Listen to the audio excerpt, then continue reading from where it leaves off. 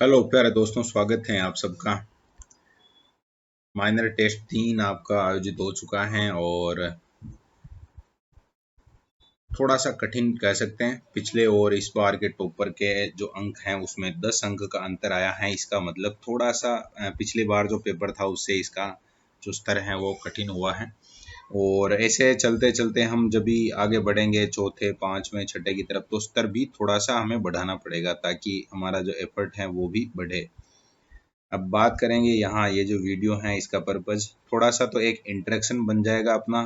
और कभी कोई प्रश्न ऐसा है जो समझ में नहीं आया है, जैसे ये जो पेपर है इसमें हमने 2 प्रश्न हैं उनको डिलीट कर दिया। एक हिंदी में प्रश्न था जिसमें चारों ऑप्शन सही थे इस कारण से, और एक इंग्लिश में जो 113 नंबर पे जो क्वेश्चन था वो एक तरीके से प्रश्न है जो आया नहीं, मतलब कि वो जो डिलीट माना जाएगा। तो जो भी आपके अंक हैं मैंने अंक सूची जो डाल दी है किसके इतने नंबर आए, वो आपको आउट ऑफ 148 से काउंट करने हैं, ये आपको ध्यान होना चाहिए। अब हम बात कर रहे हैं आंसर की। मैं जो कोहलर हैं उनका संबंध किससे है, ये पहला प्रश्न पूछा गया था। शुरू के अपने 1 से लेकर जो 30 क्वेश्चन है अधिगम वाला टॉपिक था। ज़्यादातर जो प्रश्न है उसके आसपास ही केंद्रित किए क्योंकि क्लास में ये टॉपिक चल रहा था इस कारण। तो पहला प्रश्न था इसमें कोहलर का संबंध अधिगम के सिद्धांत से है, ये तो जानते ही हैं हम, तो पहला ऑप्शन इसमें सही हो जाएगा। और दूसरा प्रश्न था सामाजिक निर्मितवाद का संबंध, तो ये वाइगोत्स्की से रिलेटेड है सामाजिक निर्मितवाद, यानी कि इसमें भी पहला ऑप्शन सही था। तीसरे प्रश्न में अधिगम अनुभव तथा प्रशिक्षण द्वारा व्यवहार में संशोधन है, ये बात कही थी गेट्स ने, तो इसका मतलब तीसरे में भी कौन सा ऑप्शन सही हो जाएगा, ए वाला। और चौथा प्रश्न था ठोस वस्तुओं पर आधारित मानसिक संक्रिया के परिणाम स्वरूप समस्या समाधान पियाजे के संज्ञानात्मक विकास की कौन सी अवस्था को प्रदर्शित करता है। अब इसके अंतर्गत अवस्था पूछी गई है, तो यहाँ जैसे ही हम शब्द को देखेंगे ठोस, तो हमें समझ में आएगा कि वो जो मूर्त संक्रियात्मक अवस्था के बारे में बात कर रहा है, यानी कि तीसरा ऑप्शन है वो सही उत्तर हो जाएगा। अब मुझे ऐसे लग रहा है जैसे स्क्रीन को थोड़ा सा जूम आउट करना चाहिए ताकि आप प्रॉपर वे में देख पाएं। एक पूरा प्रश्न यहाँ स्क्रीन पर आ जाए, इस तरह से कर लेते हैं। अब एडजस्ट हो गया है ये। पांचवा प्रश्न था अपना, निम्न में से कौन सा धनात्मक पुनर्बलन का उदाहरण नहीं है। धनात्मक का नहीं है, तो जब भी आप किसी को सजा देंगे तो वो धनात्मक के अंतर्गत नहीं आएगा, यानी कि जो बी ऑप्शन है पांचवें में वो सही हो जाएगा। बाकी जैसे प्रशंसा है, गुण विवेचना है, या इसके अलावा और जैसे अपने यहाँ ऑप्शन में एक और आ रहा पुरस्कार, तो ये धनात्मक के अंतर्गत आएंगे। छठे प्रश्न की तरफ बढ़ते हैं। छठा प्रश्न है निम्न में से कौन सा कथन असत्य है। असत्य कथन हमें पता लगाना था यहाँ पर। तो अधिगमकर्ता का स्वास्थ्य अधिगम प्रक्रिया को प्रभावित करता है 100%, यानी कि ये जो पहला है वो तो सत्य है।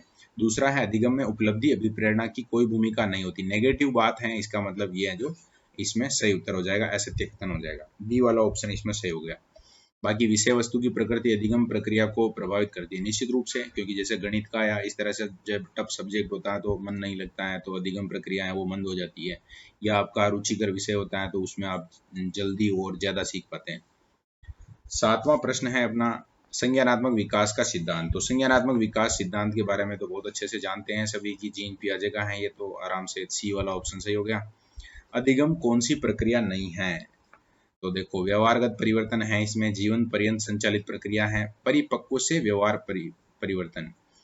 शायद तक ये परिपक्वता या परिपक्वन शब्द की बात कर रहा है, जबकि ऐसा नहीं होता है, यानी कि सी वाला जो ऑप्शन है वो अधिगम प्रक्रिया के अंतर्गत शामिल नहीं होगा। बाकी अभ्यास और अनुभव द्वारा सीखना ये तो सही है, तो बाकी 3 है वो इससे ज्यादा सही लग रहे हैं।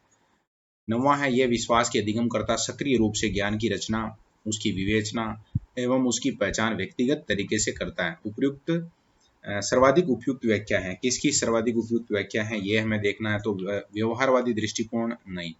यहाँ पर बात है ज्ञान की रचना कर रहा है, वो रचना कर रहा है, मतलब यहाँ पर रचनावादी दृष्टिकोण, यानी कि कौन सा ऑप्शन सही हो जाएगा, बी वाला। और प्रश्न नंबर 10 में हमसे पूछा गया है एक नकारात्मक पुनर्बलन। नकारात्मक पुनर्बलन में क्या होगा, वांछनीय व्यवहार में वृद्धि करता है। नकार पुनर्बलन भले ही नकारात्मक हो, लेकिन हम जैसा चाहते हैं वो व्यवहार करना शुरू करेगा। जैसे सजा मिली तो आगे आने वाले समय में वो आदमी है जो वो गलती नहीं करेगा, यानी कि ए वाला ऑप्शन इसमें सही हो जाएगा। नेक्स्ट है एक अध्यापक ने कक्षा में पढ़ाया कि हाउस का बहुवचन हाउसेस, तो इसी अधिगम से विद्यार्थी ने माउस का माउसेस कर दिया। उदाहरण किस प्रकार के अधिगम स्थानांतरण का है, ये कुल मिला के बच्चे को घाटा हो रहा है भाई। है ना। तो घाटा हो रहा है तो ऋणात्मक स्थानांतरण के अंतर्गत आ जाएगा, बी वाला ऑप्शन इसमें सही उत्तर है। किसके अनुसार प्रेरणा सीखने के लिए राजमार्ग हैं? स्किनर की बहुत ही एक फेमस परिभाषा है, ये परिभाषा कह लो चाहे उनका द्वारा कही गई बात कह लो, स्किनर इसमें सही हो जाएगा।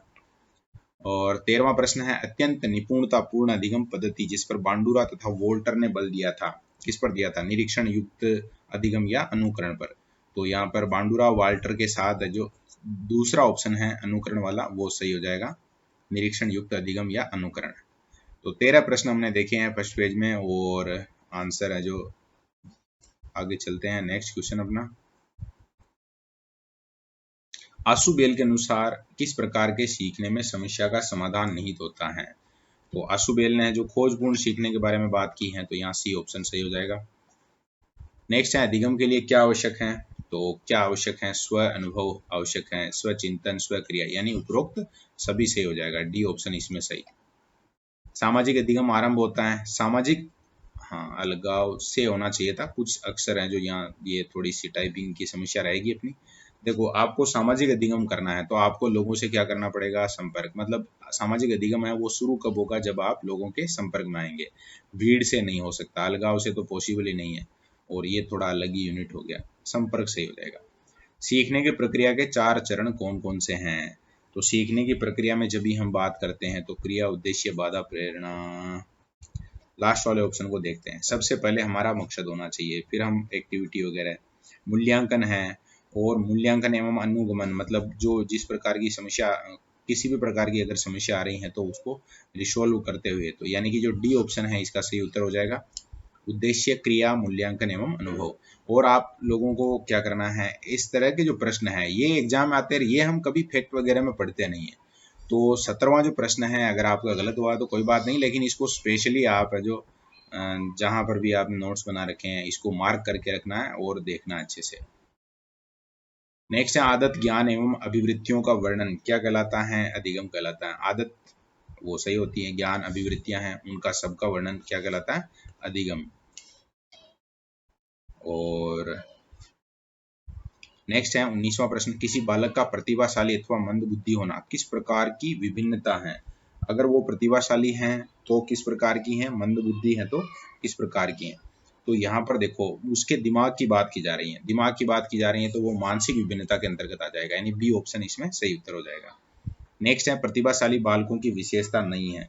शानदार प्रश्न। देखो विशाल शब्दकोश तो पाया जाता है, बड़ी आयु के दोस्त बनाते हैं वो, इसी कारण वो जल्दी चीजें सीखते हैं, जो अनुभव से फटाफट नॉलेज मिलता है उनको। स्वतंत्र निर्णय शक्ति होती है, ठीक है। दूसरों के भाव व अधिकारों के प्रति असंवेदनशील नहीं होते हैं, ये बात है जो गलत लिखी है यहाँ पर, तो जो लास्ट ऑप्शन है वो इसमें सही उत्तर हो जाएगा। पिछड़े बालक की विशेषता नहीं है, सीखने की गति धीमी होती है उसकी, निराशावादी होता है, असमंजस की स्थिति में रहता है, सृजनात्मकता इतनी ज्यादा नहीं हो पाती है उसमें। मानसिक मंदता का कारण नहीं है, क्या नहीं है? देखो गंभीर बीमारी हो सकता है, मानसिक आघात हो सकता है, दुर्घटना हो सकता है, तो इसमें सही उत्तर हो जाएगा पोषण। बाल अपराधी बालकों की विशेषता नहीं है, समाज विरोधी कार्यों की प्रवृत्ति तो होती है, आवेगशील होते हैं, और साहसी, अंतर्मुखी व संवेगात्मक रूप से स्थिर नहीं होते, अस्थिर होते हैं। ये साहसी तो हो सकते हैं लेकिन अस्थिर होते हैं, ये थोड़ा सा यहाँ एडिशनल होना चाहिए था। यानी कि यहाँ 23वां जो प्रश्न है अपना उसमें क्या आ जाएगा? अंतर्मुखी नहीं कह सकते। देखो कोई बालक अगर अपराधी हैं, अपराधी कभी भी अंतर्मुखी हो सकते हैं, लेकिन ज्यादातर केसेज में है जो वो कैसे रहेंगे? बहिर्मुखी। तो ये एक तो यहाँ पर गलत लिखा हुआ था। और इसके अलावा अगर हम बात करें तो संवेगात्मक रूप से वो कैसा होगा? अस्थिर होगा, ये जानकारी हमें होनी चाहिए। बाकी समस्याओं को उचित विधि से हल नहीं करते हैं, ये तो नहीं है, उनकी विशेषता है, हमें यहाँ पूछी गई थी विशेषता नहीं है, इसी कारण यहाँ पर सी ऑप्शन से हो जाएगा। दृष्टिबाधित छात्रों के लिए राष्ट्रीय संस्थान देहरादून में है, एक बढ़िया प्रश्न है ये, कुल मिला के आपको ध्यान रखना है, क्योंकि हम इस तरह के एजुकेशन में जो स्पेशल एजुकेशन है या स्पेशल जो चाइल्ड है उनके बारे में पढ़ते हैं तो हमें बहुत अच्छे से ये चीजें पता होनी चाहिए। नेक्स्ट 25वां क्वेश्चन देख रहे हैं हम, बाल अध्ययन की निरीक्षण विधि के प्रतिपादक। निरीक्षण विधि के बारे में बात की गई है और वाटसन है उन्होंने शुरुआत की थी इसकी निरीक्षण विधि की।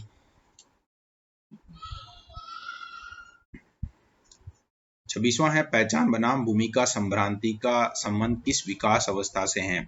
यानी कि किशोरावस्था के बारे में बात की जा रही है यहाँ पर। एक तो हम पहचान स्थापित करने का मतलब वो विचार रहता है, और भूमिका संभ्रांति, यानी कि उसको पता नहीं चल पाता है कि उसको क्या करना है क्या नहीं करना है, किस भूमिका में उसको रहना है। तो ए ऑप्शन यहाँ से हो जाएगा। जिज्ञासा मूल प्रवृत्ति से संबंधित कौन सा संवेग है? देखो, अगर आपके मन में जिज्ञासा है किसी चीज को जानने की, तो आपको क्या होगा, आश्चर्य होगा जब भी आप जानोगे या उसके बारे में और एक्सप्लोर करोगे उसको। तो यहाँ पर डी ऑप्शन है जो सही हो जाएगा।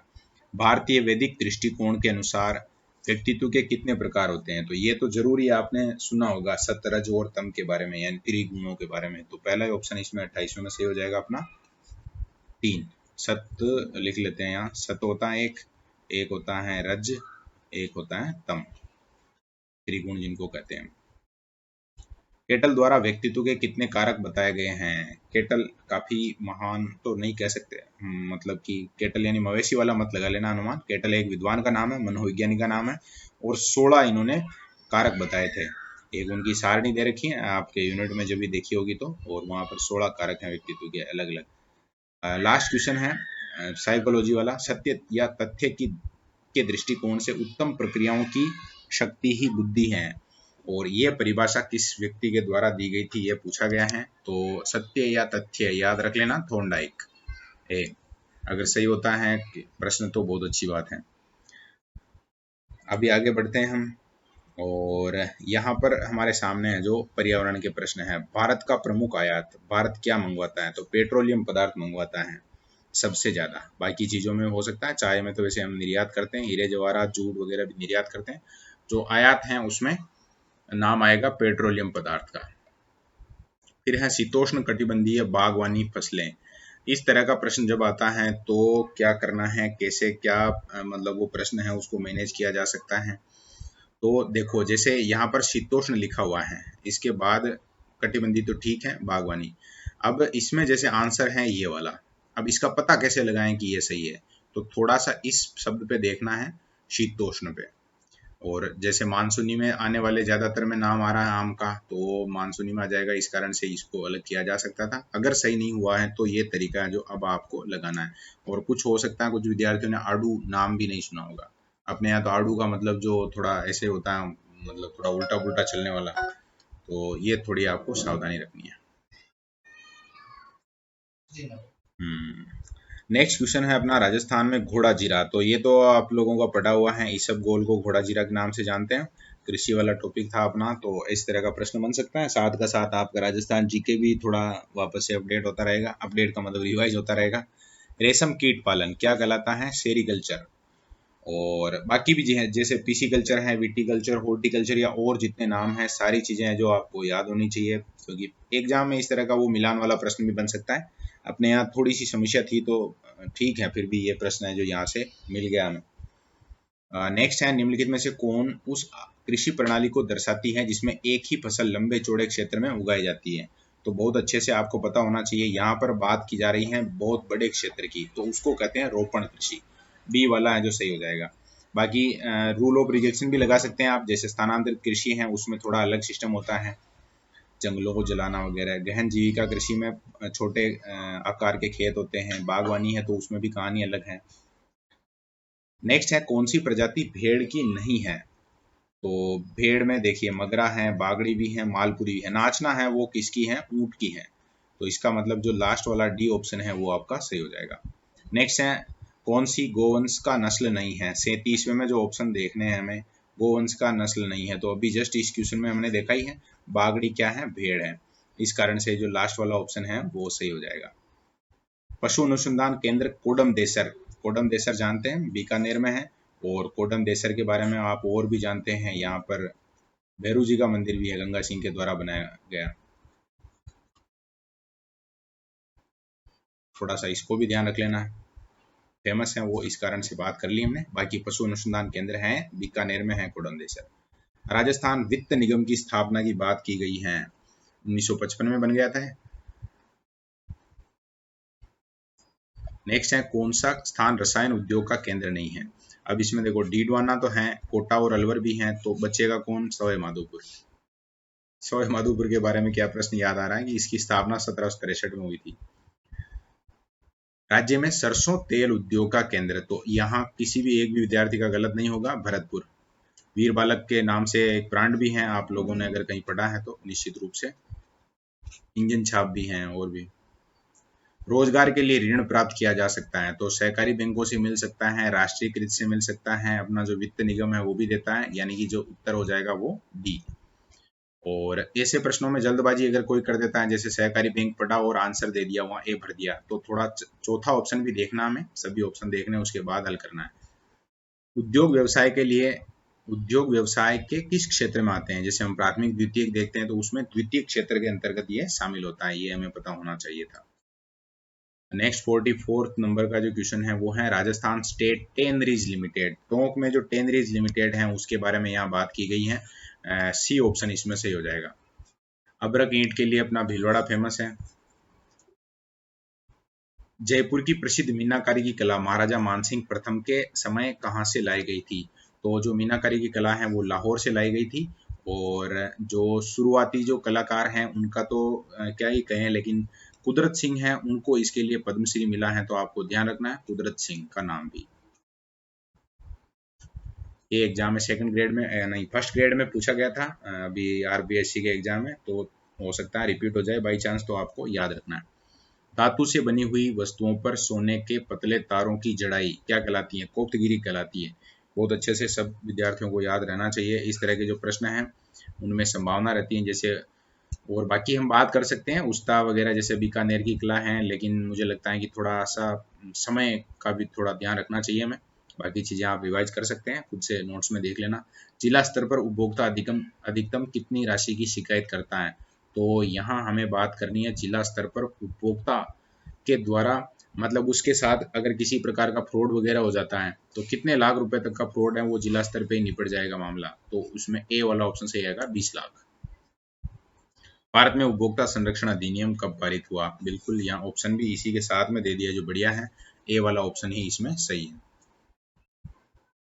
और नेक्स्ट है 50वां क्वेश्चन, उचित मूल्य की दुकान पर नियंत्रण होता है, तो उचित मूल्य की दुकान पर सरकार का नियंत्रण होता है। और नेक्स्ट क्वेश्चन है 51वां, राजस्थान में प्रथम सहकारी समिति 1905 में स्थापित की गई थी, तो इसमें भी पहला ही ऑप्शन सही है, अजमेर जिले के भिनाई में। कुछ विद्यार्थियों ने प्रयास किया होगा ये वाला उत्तर लिखने का, लेकिन ऐसा नहीं करना है। सहकारी समिति के गठन में कम से कम सदस्य होने चाहिए, अगर 10 मेंबर हैं तो फिर सहकारी समिति है जो गठित की जा सकती है, यानी इसमें कौन सा ऑप्शन सही है, सी ऑप्शन सही है। 53वां प्रश्न है उपभोक्ता संरक्षण अधिनियम का नारा क्या है, तो ये तो आपने बहुत अच्छे से पढ़ रखा होगा, जागो ग्राहक जागो। और अधिनियम कब का है, 1986 का है। ये भारतीय किसान संघ का नारा भी आ गया इसमें। नेक्स्ट है किस निगम द्वारा बीकानेर में केमल हाइड ट्रेनिंग सेंटर स्थापित किया गया, केमल हाइड ट्रेनिंग सेंटर, और निगम कौन सा योगदान कर रहा है उसकी बात की गई थी, तो अपना जो राजस्थान का लघु उद्योग निगम है उसके द्वारा ये हाइड ट्रेनिंग सेंटर है वो स्थापित किया गया था कुल मिला के। और इसका संबंध कौन सी कला से है, तो उस्ता कला से है, ये भी आपको ध्यान होना चाहिए, है ना। नेक्स्ट 55वां क्वेश्चन है अपना, हिंदू विवाह तथा तलाक अधिनियम किस वर्ष पारित हुआ था, तो यहाँ पर भी 1955 है। 1955 में वित्त निगम अभी हमने देखा था, तो आप लोगों को अगर याद नहीं है तो अब याद रखना है 1955। 6 से 14 वर्ष तक के बच्चों को निःशुल्क और अनिवार्य प्राथमिक शिक्षा प्राप्त करने को मौलिक अधिकार कब बनाया गया था, एकदम महत्वपूर्ण प्रश्न हो सकता है ये। हम आरटीवी जब पढ़ेंगे तो वो 2009 का है, लेकिन जब अधिकार की बात आएगी तो उसमें आ जाएगा 2002। नेक्स्ट है मदिरा के प्रभाव से होने वाला मुख्य रोग, वसीय यकृत रोग जिसको कहते हैं, और ये है जो शराब के बहुत ज्यादा सेवन के कारण होता है। भारत में पहली सूती कपड़ा मिल किस वर्ष स्थापित की गई थी, यहाँ पर जो प्रश्न है उसमें आ जाएगा 1854, बी वाला ऑप्शन सही। ऊनी बहुमूल्य वस्त्रों को कीटों से बचाने के लिए फिनाइल की गोलियां भी यूज होती हैं, डीडीटी का स्प्रे भी होता है, नीम की पत्तियां, ये तीसरा लगातार टेस्ट हो गया है जिसमें ये प्रश्न आया है, बढ़िया है, अब याद हो गया होगा सबको। डी ऑप्शन इसमें सही है। कोई पक्षी पेड़ की ऊंची डाल पर अपना घोंसला बनाता है, वह पक्षी हो सकता है कौवा, तो यहाँ पर जो लास्ट वाला ऑप्शन है वो इसमें सही उत्तर हो जाएगा। नेक्स्ट है राजस्थान में, राजस्थान शब्द है उसमें कौन सी संज्ञा है, तो राजस्थान शब्द में संज्ञा है वो कौन सी हो जाएगी, व्यक्तिवाचक, कहीं कुछ सोचने का काम ही नहीं है इसमें तो। और 62वां क्वेश्चन था अपना, वह बालिका तो गंगा है, रेखांकित पद में संख्या। अब यहाँ पर अगर बालिका शब्द है, वहां अगर अंडरलाइन है, तब भी आपका जो आंसर होना चाहिए था वो बी होना चाहिए था। और यहाँ जो शब्द गंगा आया है वह भी जातिवाचक के अंतर्गत आएगा, यानी कि बी ऑप्शन इसमें सही हो जाएगा। नेक्स्ट है, एकता भाववाचक संज्ञा किससे बनी है? तो एकता शब्द है वो सर्वनाम एक एक होता है, और एक से बना एकता यानी कि सर्वनाम से, यानी डी ऑप्शन इसमें सही हो जाएगा। नेक्स्ट है, तुम अपना काम करो, वाक्य में कौन सा सर्वनाम है? तो अपना शब्द आ गया है इसमें, अपना का मतलब हो गया है कौन सा वाचक? निजवाचक, यानी सी ऑप्शन सही उत्तर। कौन सा मध्यम पुरुष सर्वनाम का उदाहरण नहीं है? अब यहाँ पर थोड़ी सी गड़बड़ हो गई थी, टाइपिंग मिस्टेक के कारण कुछ विद्यार्थियों को अब इसमें लगेगा कि ये है जो, तो हमारे साथ एक तरीके से आपने गड़बड़ी कर दिया है, ये तय है जो एक्स्ट्रा रह गया। तो यहाँ पर जो सही उत्तर है वह तो है वह, यानी सी ऑप्शन सही होना है। मध्यम पुरुष में वह आता है। अब लेकिन यहाँ पर आप, तुम और तुम्हारा पढ़ना चाहिए था, लेकिन यहाँ पर अगर बहुत ज़्यादा ही कोई समस्या आती, कॉम्प्लिकेशन आता, तो यहाँ जो इस प्रश्न को डिलीट किया जा सकता था। लेकिन कुछ विद्यार्थियों से मैंने बात की तो उनके द्वारा यही बात कही गई कि हमें समझ में आ गया था, तो तुम यहाँ पर था, तय तुम नहीं था। नेक्स्ट है, कौन घंटी बजी है, कोई आया है में कौन सा सर्वनाम है? कोई आ गया। अब कोई आ गया है, इसका मतलब वो कौन सा निश्चय हो गया? अनिश्चय, यानी डी वाला ऑप्शन सही हो जाएगा। अब 67वां प्रश्न देखते हैं। पुस्तक से कौन सा विशेषण बनेगा? तो जैसे हम ज्ञान की भी बात करते हैं कि ये ज्ञान तो कोरा पुस्तकीय ज्ञान है जिसका कोई मतलब नहीं है, यानी कि सी ऑप्शन इसमें सही हो जाएगा, क्योंकि वो पुस्तकीय ज्ञान है। अब वो ज्ञान की विशेषता बता रहा है कि वो पुस्तकीय है, तो वो विशेषण में आ जाएगा। नेक्स्ट है, जिस शब्द की विशेषता बताई जाती है उसको क्या कहा जाता है? विशेष्य कहा जाता है। और जो विशेषता बताता है उसको विशेषण कहा जाता है। और विशेषण की भी विशेषता बताता है तो प्रविशेषण हो जाएगा। बर्तन में 10 किलो आटा है, उपयुक्त वाक्य में कौन सा विशेषण है? तो निश्चित है एक तो, क्योंकि 10 किलो फिक्स बता रहा है और वो मात्रा बता रहा है, यानी परिमाणवाचक, यानी कि जहाँ 69 जो नंबर का अपना प्रश्न है उसमें सही उत्तर क्या हो जाएगा? सी, निश्चित परिमाणवाचक। और यहाँ भी थोड़ी सी गलती हो गई थी, हालांकि इसको मैंने सही करवाया था। ऑनलाइन वाले जो विद्यार्थी हैं जिनको भी मतलब कि वो ऑनलाइन टेस्ट दे रहे हैं, उनको यहाँ क्या करना है? मैं शिक्षक हूँ, फिर यहाँ खड़ी पई है, फिर इस वाक्य में क्रिया है, ये पूछा गया है, तो ये अपूर्ण क्रिया के अंतर्गत आएगा, ये आपको ध्यान देना है। एग्जाम इस तरह का छोटा सा एक वाक्य दे दिया और इस तरह का प्रश्न पूछा जा सकता है, तो हमें ध्यान रखना है। नेक्स्ट है, निम्न में से सकर्मक क्रिया है। अब यहाँ पर भी देखिए थोड़ी सी यहाँ गलती है, ये केवल है ही है। तो हंसना, खाना, सोना और चलना में से, तो यहाँ खाना, क्योंकि खाना है, इसमें हम उदाहरण ले सकते हैं भाई, या तो कुछ खाना भोजन वगैरह खा रहा होगा या जरबा खा रहा होगा, कुछ ना कुछ तो खाना में वो आंसर मिल जाएगा यहाँ, इसी कारण से बी है वो सही उत्तर हो जाएगा। नेक्स्ट 72 है, कौन सा विकल्प सही नहीं है? जहाँ एक क्रिया के समाप्त होने के तुरंत बाद दूसरी क्रिया पूर्ण होती है, प्रथम क्रिया को पूर्वकालिक क्रिया कहते हैं, तो ये तो ठीक है। कर्म की नहीं होना चाहिए, कर्म के आधार पर क्रिया 7 प्रकार की होती है, 7 प्रकार की नहीं होती है, 2 ही है, सकर्मक कर्मक, यानी कि जो असत्य चाहिए हमें, सही नहीं है चाहिए, तो बी वाला ऑप्शन इसका सही उत्तर हो जाएगा। 72 हो गया, 73 की तरफ बढ़ते हैं अभी। दर्शन शब्द तो सभी जानते हैं, पुल्लिंग शब्द में आना चाहिए ये, यानी कि यहाँ जो पहला ही ऑप्शन है वो इसमें सही हो जाएगा। नेक्स्ट है, तितली का लिंग परिवर्तन, तो नर तितली हो जाएगा, केवल तितली है तो उसका नर तितली। और नेक्स्ट क्वेश्चन है अपना, किस विकल्प में सही परिवर्तन नहीं हुआ है? तो अब देखो, कवि का कवित्री होता है, हाथी का हाथी नहीं होता है, हंस का हंसी नहीं होता है, विधाता का विधात्री होता है, ये चारों सही आ गए। इसी कारण से इसको जो हमने एक तरीके से बोनस मान लेना चाहिए, या डिलीट के अंतर्गत शामिल किया है। और जो विद्यार्थी ऑनलाइन वाले हैं उनको निश्चित रूप से ध्यान देना चाहिए, इसमें कोई सा भी है वो गलत नहीं दे रखा है। नेक्स्ट है, किस विकल्प में एक वचन शब्द है? तो लास्ट वाला ऑप्शन देखने पर लग रहा है कि उसने मतलब एक ही व्यक्ति होगा, या तो एक वचन। किस विकल्प में एक वचन बहुवचन का जोड़ा गलत है? तो खेती खेतीहर, बच्चा बच्चे, रात रातें, वकील वकला, ये फारसी में तो वकला सही है, अपने हिंदी में अगर हम बात करें तो होना चाहिए था वकीलों। तो इसका मतलब जो डी ऑप्शन है वो इसका सही उत्तर हो जाएगा। आगरा का बहुवचन, आगरा का बहुवचन, आगरा हमेशा एक वचन में रहेगा, क्योंकि वो तो शहर है ना, मतलब आगरे हो ही नहीं सकता। अब जिन विद्यार्थियों ने सावधानी नहीं रखी उनके यहाँ गड़बड़ हो गई होगी। बाकी डी ऑप्शन है, इसमें आराम से सही किया जा सकता था। क्रिया की अवस्था का ज्ञान कराने वाले शब्द है, अवस्था का ज्ञान करवा रहा है, इसका मतलब हो गया वो काल, टेंस। तो इसमें डी ऑप्शन सही हो जाएगा।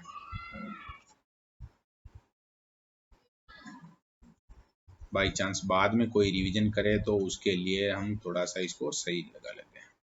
यदि वह परिश्रम करता तो अवश्य सफल होता, वाक्य में कौन सा काल है?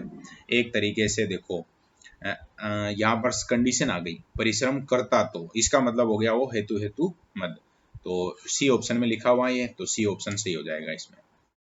उसकी इच्छा थी कि वह शिक्षक बने, वाक्य में कौन सा काल है? यहाँ पर भी 81 नंबर में अब इच्छा थी लेकिन अब नहीं बन पाया होगा, यानी कि इसमें आ जाएगा जो भूतकाल है वो भी अभी मतलब कह सकते हैं वो अगला जो एग्जाम है उसमें बन जाएगा, वो तो अपूर्ण भूतकाल इसको कहा जा सकता है। नेक्स्ट है, किस विकल्प में देशज शब्द है? अब यहाँ देखो, बाकी है जो तद्भव है और खिड़की है वो देशज के अंतर्गत आता है। तो जैसे ये तद्भव है गृत का, और कुंवर है, चौराहा है, यज्ञ, तो 82 में बी वाला ऑप्शन सही हो जाएगा।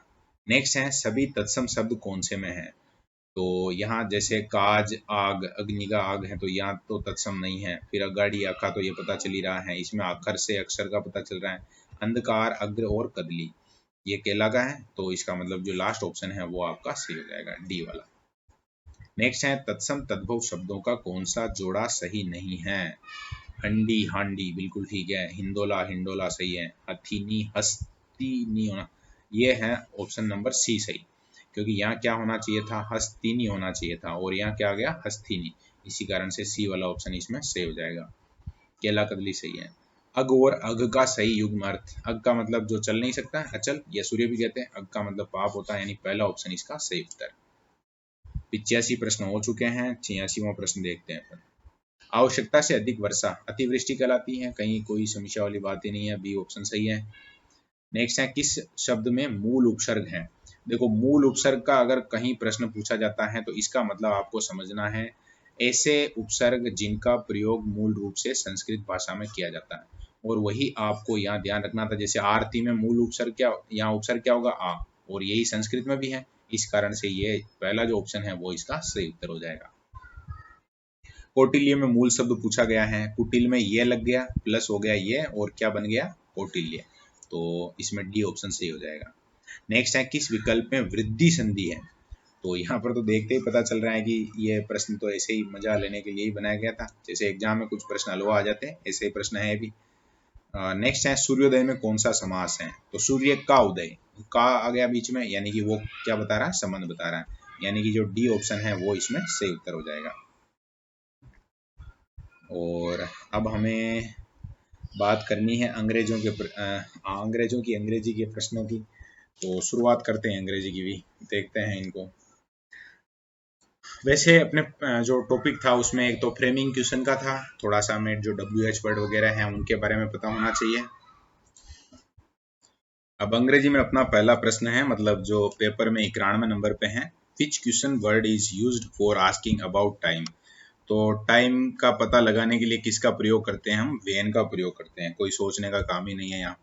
फिर नेक्स्ट है, choose the correct question word, I can't find my glass, और आगे पूछा गया है कि ये जो शब्द है इनमें से कौन सा है वो फ्रेमिंग क्वेश्चन के लिए यूज किया जा सकता है 92 में।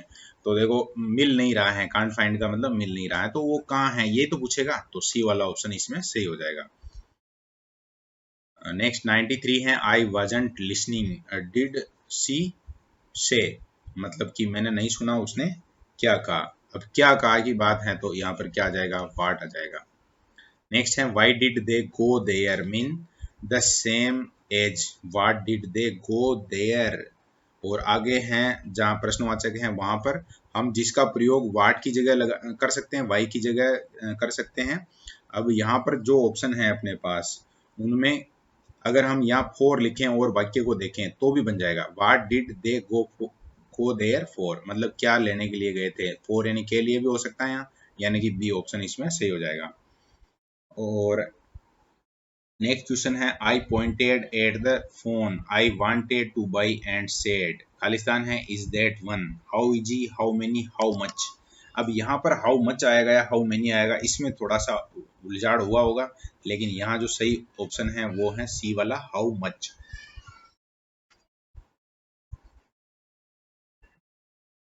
After they had checked the cinema listing, Mario said, अब one do you want to see, how हैं, वाई हैं, वाट हैं और विच हैं। अब यहाँ पर हम बात कर रहे हैं, जैसे व्यक्ति का नाम भी आ गया है और कौन सी मूवी देखनी है लिस्ट देख ली है, तो डी वाला आ जाएगा विच।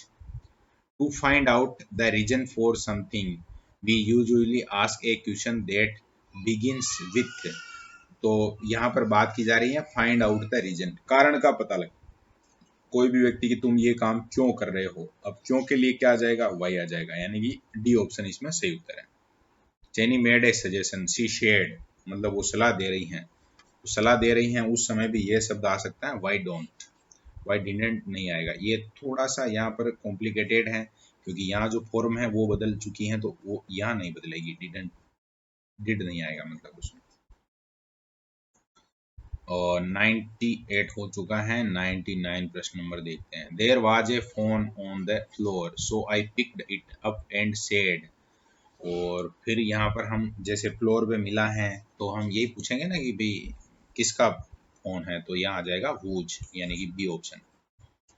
नेक्स्ट है how come is more informal way to saying why, क्यों आए हो, ये हो जाएगा, यानी कि बी ऑप्शन इसमें सही उत्तर। नेक्स्ट है choose the correct passive voice of the following sentence, Amit plays football, तो football is played by Amit, यानी कि पहला ही ऑप्शन इसमें सही उत्तर है अपना। सब्जेक्ट का ऑब्जेक्ट, ऑब्जेक्ट का सब्जेक्ट, टेंस के आधार पे हेल्पिंग वर्ब लगानी है, और भी बहुत सारी कहानियां, सारी की सारी आईएनजी आता है तो बीइंग लगाना होता है। और ये काफ़ी मतलब आसान से सवाल हैं सारे के सारे। 102 से आगे हम देखते हैं यहाँ।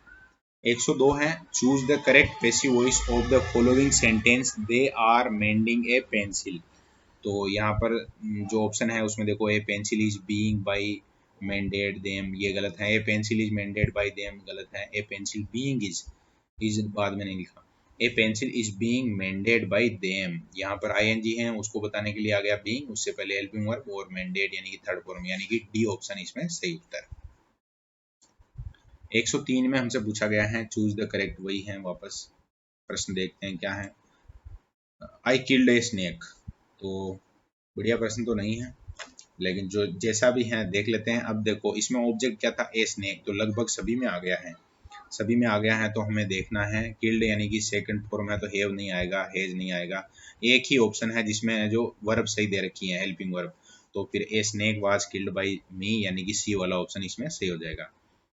और नेक्स्ट है we waste much time on trifles, अब यहाँ पर हम देखेंगे मच टाइम ऑन ट्रिपल्स, और इसी का चेंज करना हमें, तो यहाँ पर देख लेते हैं। जैसे मच टाइम है वो सबसे पहले आना चाहिए ऑब्जेक्ट से सब्जेक्ट के रूप में, तो सभी ऑप्शन में दे रखा है, तो मच टाइम वाज वेस्टेड, वापस है मच टाइम विल भी तो गलती है, ये तो मच टाइम इज आ जाएगा बिल्कुल, क्योंकि यहाँ पर वेस्ट है एक वचन है, यानी कि यहाँ सी वाला ऑप्शन है जो सही हो जाएगा, क्योंकि हेल्पिंग वर्ब देखनी है, वहां पर हेल्पिंग वर्ब के कारण गड़बड़ हो गई थी, और कुछ को लग रहा होगा कि बाई एस, यहाँ पर लास्ट वाले में बाई एस नहीं आ रहा है, इस कारण से ये सी वाला ऑप्शन इसमें सही हो जाएगा।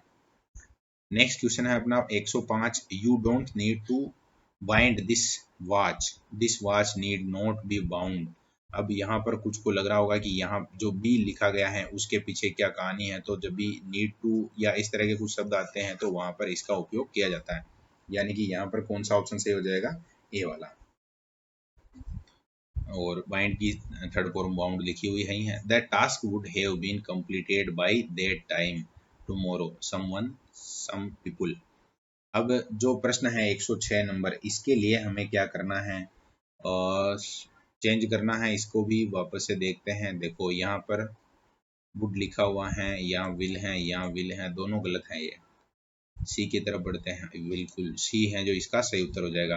Would have completed the task by the time tomorrow, और सम पीपुल या फिर जो भी वो वहाँ लिखा हुआ था वो अनइम्पोर्टेंट सब्जेक्ट होने के कारण है जो रह गया उधर ही।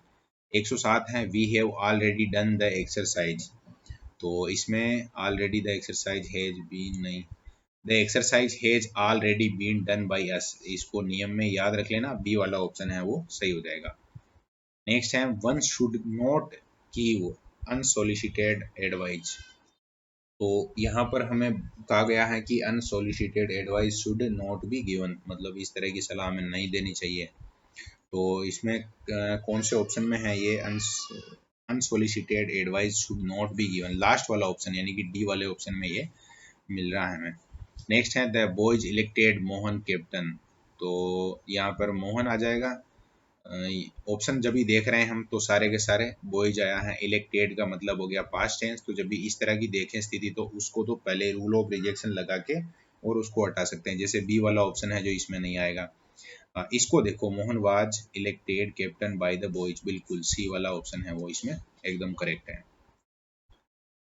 नेक्स्ट प्रश्न देखते हैं 110 है the pilot landed the plane safely. कुल मिला के ये 109 110 ये जो प्रश्न है वो एक ही टाइप के हैं, कहीं कोई ज़्यादा आपको लोड लेना ही नहीं था, इसमें आराम से सही किया जा सकता है। यहाँ पर भी क्या हो जाएगा, the plane was landed safely by the pilot, तो ये है द प्लेन हेड भी नहीं, बी वाला ऑप्शन इसमें सही हो जाएगा, the plane was landed safely by the pilot.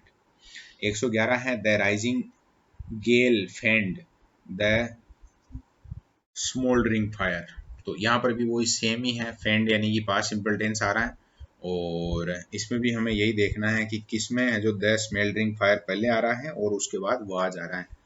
तो स्मेल्डरिंग फायर हो गया वाज, यानी कि पहला ए वाला जो ऑप्शन है वो इसमें सही उत्तर हो जाएगा। बाकी जब ये दूसरे ऑप्शन है, जैसे इसमें इज लिखा हुआ है, आप आराम से यहाँ ईडी देख रहे हैं यानी पास्ट टेंस है, तो फिर इसको रूल ऑफ रिजेक्शन के तहत हटा सकते हैं। इस तरह से भी ये प्रश्न है जो किए जा सकते हैं। 112 नंबर है the old lady touched and patted the cow. अब यहाँ पर जो ऑप्शन है उसमें तीसरा ऑप्शन देखने पर पता चल रहा है कि यहाँ पर वाज आ रहा है, और क्योंकि ये इसी टाइप के हैं इस कारण मैं जो डायरेक्ट ही वाज देख के हल कर रहा हूँ। अब यहाँ क्या गड़बड़ हुई थी वो देख लीजिए। 113 नंबर प्रश्न है वो अपना छूट गया था, कुछ भी लिखा हुआ ही नहीं है यहाँ। तो 113 नंबर है उसको हमने डिलीट मान लिया, 148 में से ही वो काउंट किए थे, एक हिंदी का और एक ये 113 नंबर अंग्रेजी का। और इसमें भी जो कर्मचारी चयन आयोग है उससे अपनी स्थिति थोड़ी ठीक है, उनके 8 10 12 तक क्वेश्चन डिलीट हो जाते हैं।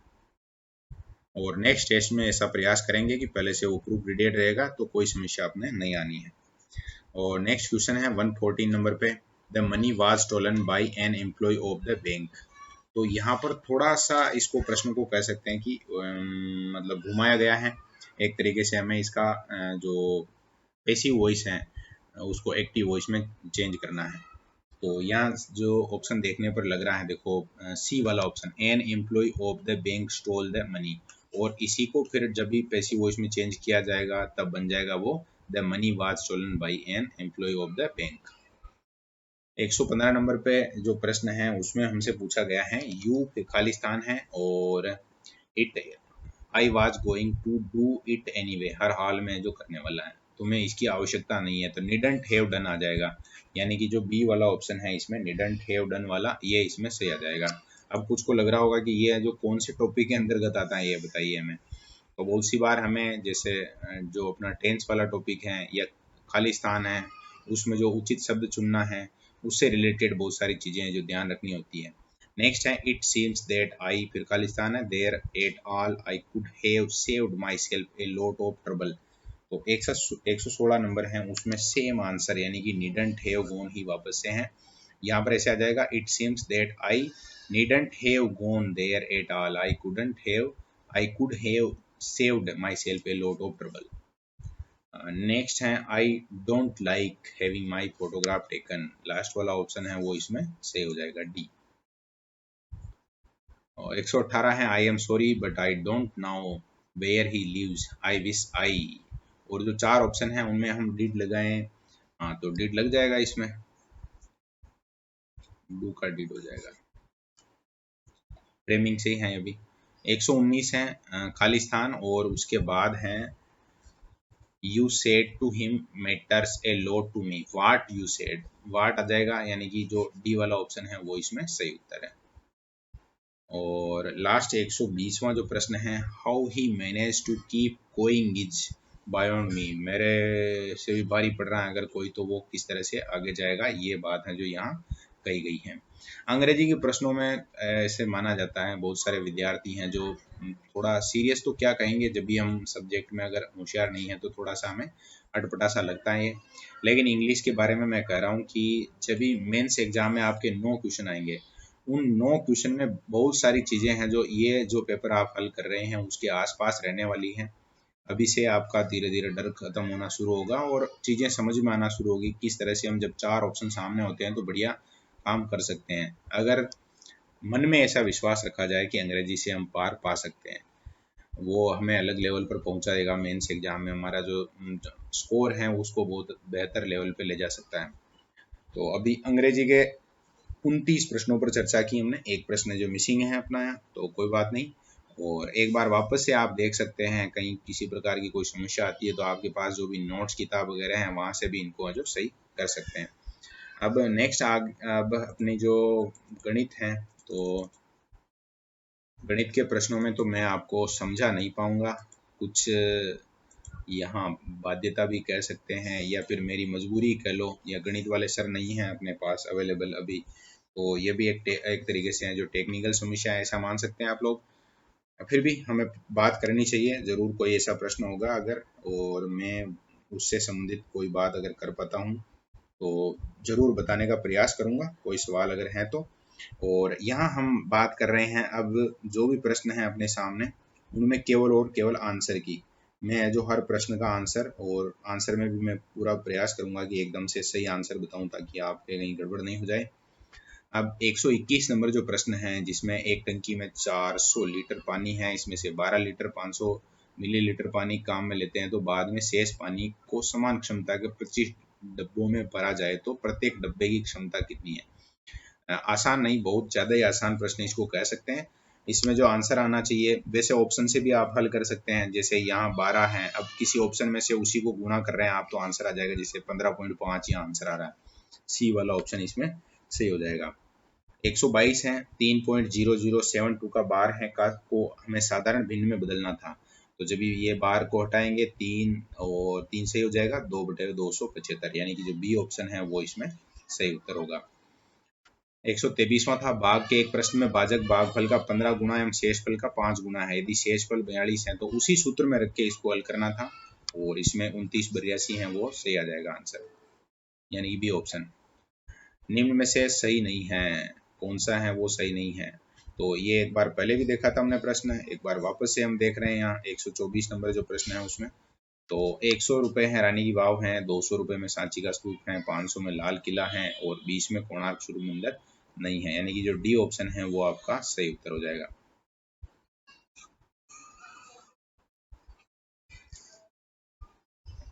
नेक्स्ट 125 है, यदि a बराबर 1 और b बराबर 1 तो समीकरण 5a प्लस बी 17b। यहाँ थोड़ा सा ये दिखने में ऐसे लग रहा था, जो ऑनलाइन वाले विद्यार्थी हैं उनमें किसी को अगर कंफ्यूजन होता है तो यहाँ 17b है, ये आपको ध्यान रखना है, और इसमें जो सही उत्तर है वो है 12।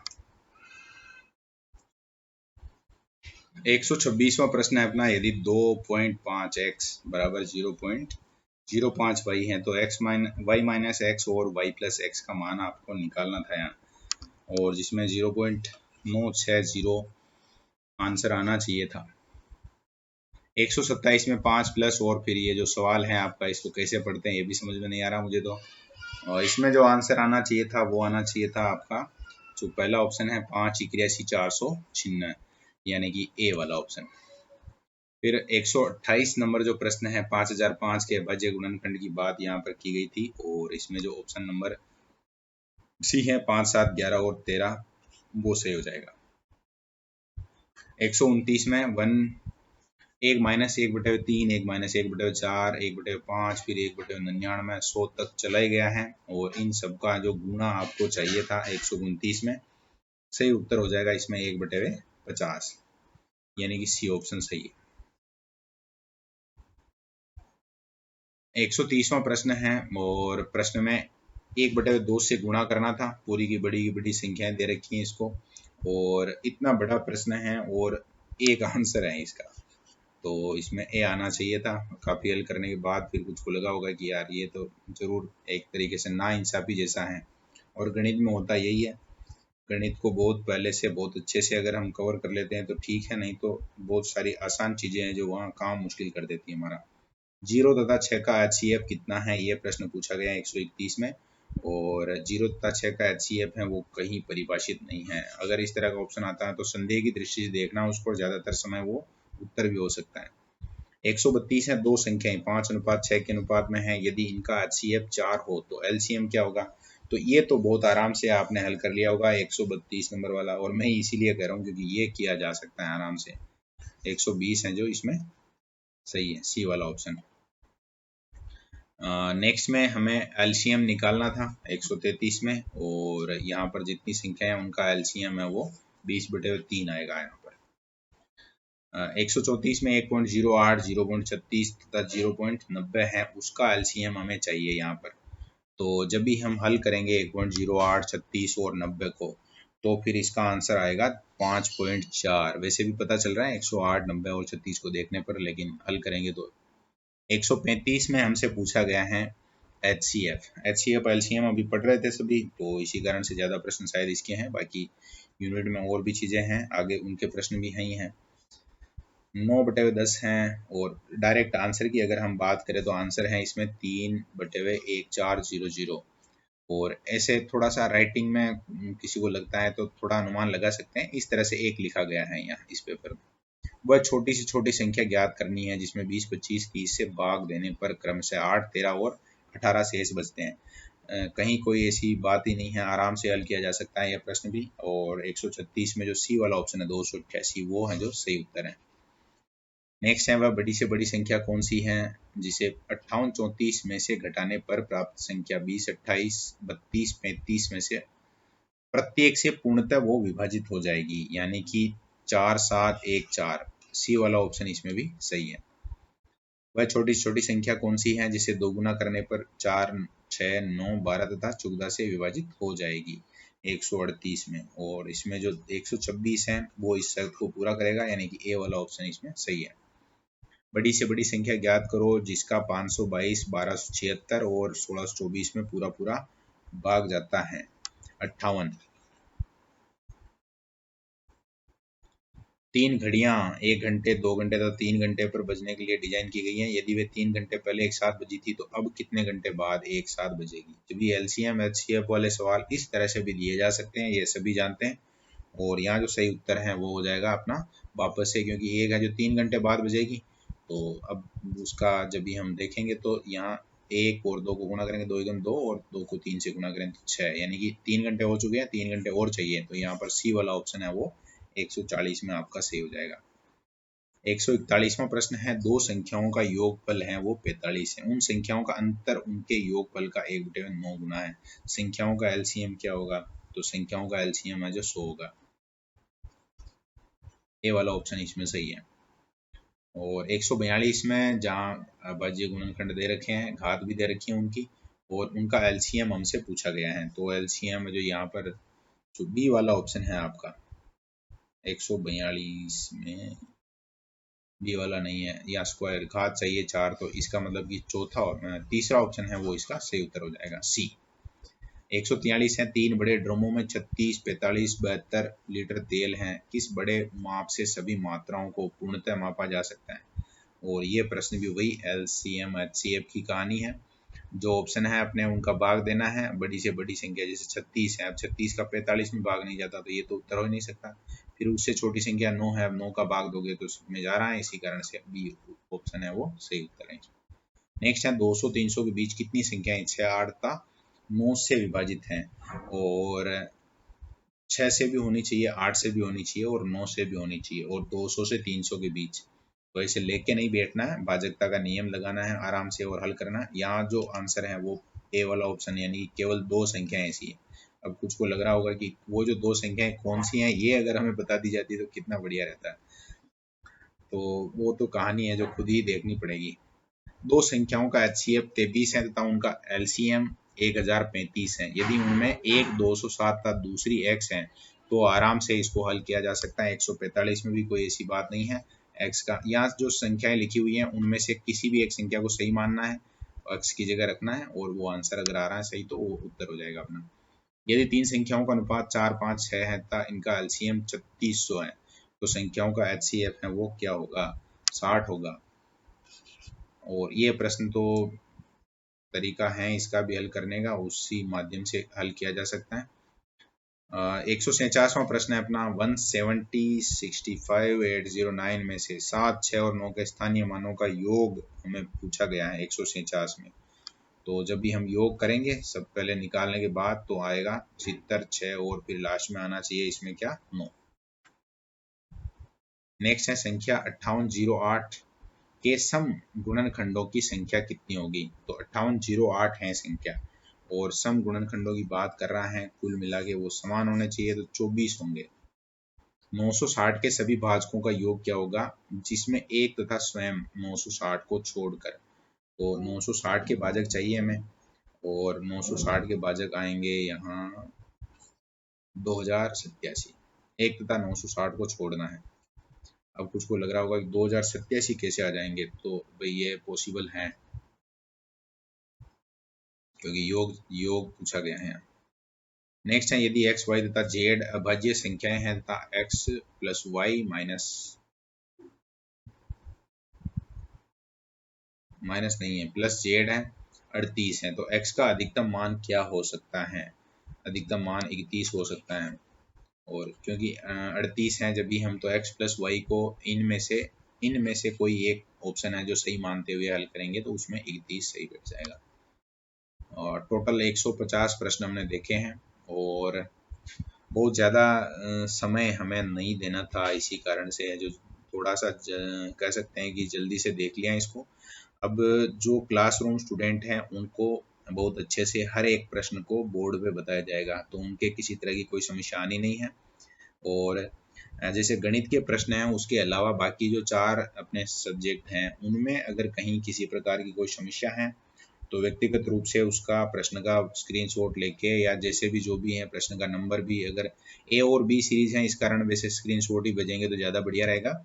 और किसी भी प्रकार की समस्या है तो आप मुझे भेजेंगे और उसका समाधान है जो हो जाएगा आपका। बाकी गणित है वो पूरी क्लास में बताई जाएगी कोई भी समस्या आ रही है तो। और क्या करना है आपके साथ जो भी लोग एससीसी कर रहे हैं या जो लेवल 1 की तैयारी कर रहे हैं उन तक भी ये वीडियो भेजना है क्योंकि पूरे राजस्थान में ज़्यादातर विद्यार्थी हैं जो जब भी 6 महीने रहेंगे उस समय पढ़ना शुरू करेंगे और ज़्यादातर प्रीलिम्स की तैयारी करेंगे ही नहीं, जबकि अपने तैयारी ऐसी करनी कि प्रीलिम्स में 145 आने चाहिए 150 में से। अब बाई चांस गवर्नमेंट ने जो वहाँ पे कोई रूल ऐसा लेके आ गई गवर्नमेंट, क्योंकि गवर्नमेंट ही लाती है रूल और संभावना पूरी है कि वो कुछ न कुछ बदलाव अवश्य करेंगे। तो इस तरह का नियम आ जाता है कि आपका 20% नंबर है जो यहाँ से जोड़ा जाएगा तो फिर वहाँ आपको बेनिफिट होने वाला है। और अप्रत्यक्ष रूप से भले ही नहीं जोड़ा जाए, केवल वहाँ 60%, 55% रखा जाए, फिर भी है जो आप बहुत फायदे में रहने वाले हैं क्योंकि बहुत सारी चीज़ें हैं जो जैसे पेपर देना सीख रहे हैं, हो सकता है कि सिलेबस पूरा सेम नहीं हो और एक तरीके से जो प्रोसेस है पढ़ने की आदत पड़ जाएगी बहुत लंबे समय तक जब आप लगातार इस तरह से बढ़िया दौरान करते रहेंगे। साइकोलॉजी, हिंदी है, अंग्रेजी है, ये चीज़ें बहुत अच्छी हो जाएगी तो एग्जाम टाइम में थोड़ा सा स्ट्रेस कम रहता है, उसका बेनिफिट आपको रहेगा ज़रूर। तो जो आपके साथी हैं उनको भी ये फ़ायदा मिलना चाहिए। तो इसके लिए आपको 2 काम करने हैं। एक तो मैं चेक करने वाला हूँ कि कौन कौन है, इसका लिंक है वो स्टेटस पे लगाते हैं और साथ ही है जो व्यक्तिगत रूप से भी आपको इसको शेयर करना है। बाकी तो बहुत बढ़िया है। यहाँ तक अगर आप वीडियो देख रहे हैं तो निश्चित रूप से बहुत ज़्यादा इंटरेस्टेड हैं आप, क्यूरियस भी हैं और आप निश्चित रूप से सफल भी रहेंगे। ओके, धन्यवाद।